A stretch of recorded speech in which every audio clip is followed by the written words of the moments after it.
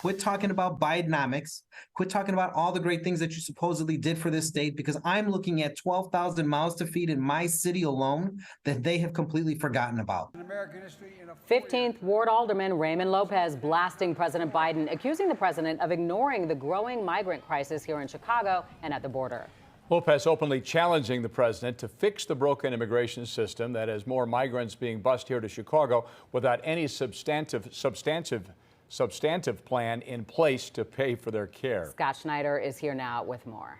Yeah, Corey and Don, on a day when the head of his party was in Wisconsin, a key battleground state, Alderman Lopez was the lone Democrat at today's Cook County party slate primary not to vote for Joe Biden and Kamala Harris's re-election for what he says is their failure to address this crisis and spare taxpayers any further burden. President Biden in Milwaukee today touting his trillion-dollar Infrastructure and Jobs Act, while here in Chicago, one local lawmaker pressed the president for his plan to offset the skyrocketing cost to house and care for the steady influx of migrants. There's no one saying how much we've spent from July 1 and what we'll go through until December 31st.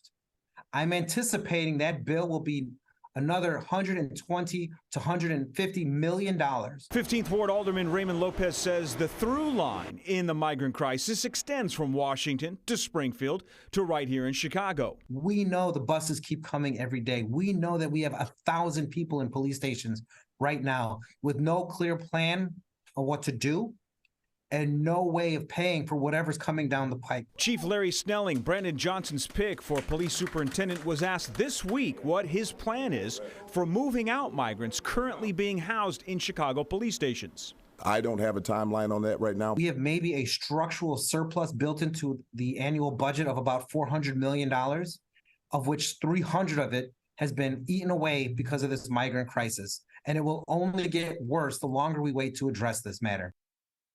Now, Lopez maintains under the Biden administration, too many asylum seekers remain in the country for an indefinite period of time, ultimately deferring the legitimacy of their claim for asylum when deportation is the more prudent action. Corey?